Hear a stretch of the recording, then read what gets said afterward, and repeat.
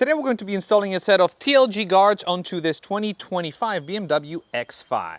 Why do we do it? Because they work. Check out my 911, for example.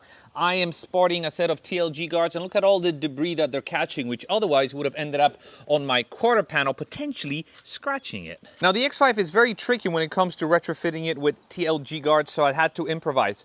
The final flap design will be slightly different. I'm installing a prototype just to show you what I came up with. And again, this is the best solution that I could come up with that works for this car. The end game is fully protecting the sides of your precious investment.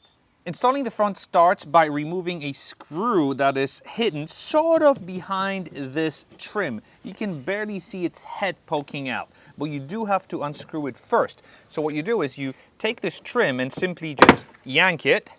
See, and it comes out, revealing the screw. Then unscrew it with your trusted 10 mil. This is what it looks like. And at this point, you want to pop the trim back in place. So you kind of put your fingers behind. You want to insert the bottom first. Insert the bottom, and then align the rivets, and simply hit it, and it's back to normal. It is now a good idea to start the car and turn the wheels. You then take your front TLGuard, and you can see it by this notch here, and it is designed to attach to the OEM screw here. So let's start by inserting this screw, and you can just hand tighten it.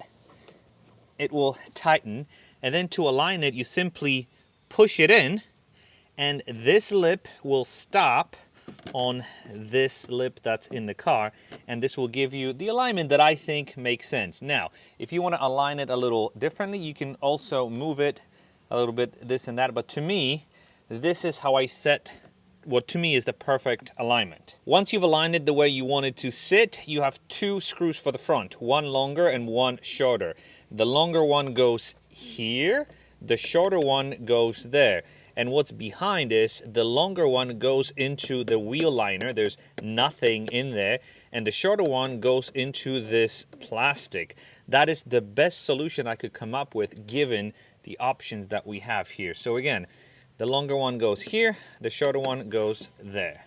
To tighten it, grab a screwdriver. Make sure your lip is aligned, or however you want to align it. Press, and eventually it will snag. These are self-tapping screws. Now, you could go without that extra one, so it's optional if you don't want to see the hole underneath after you remove it, although the holes will be very minimal. But in this case, let's put it in. It goes in very easily, and that's how you install the front. Moving on to the back, you have to remove one OEM 10mm screw.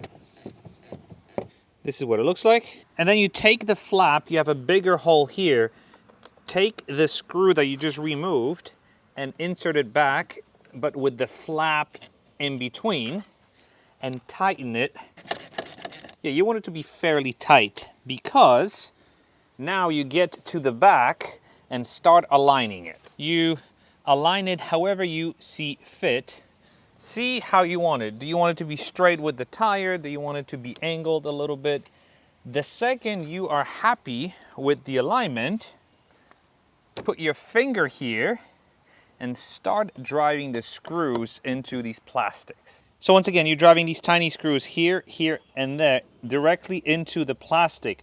You can do it two ways. You can remove the rear wheel and then use the regular screwdriver, or you can get yourself one of these. I'm going to link it down in the description. It's an angled screwdriver. You just put the screw here, and I want to start with the middle one. You basically put it against the plastic, start screwing, and it goes right in. Now we can do the bottom and the top.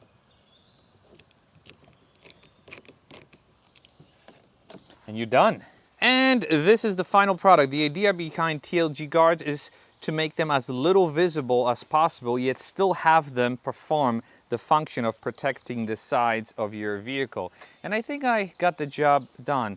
From the back, this is what they look like.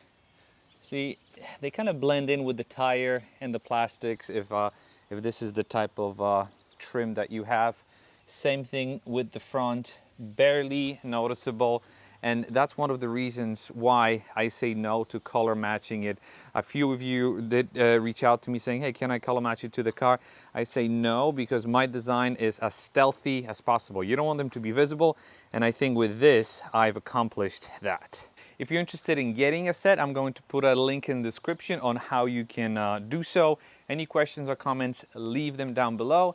Thank you very much for watching, and I'll see you in the next video. Bye-bye.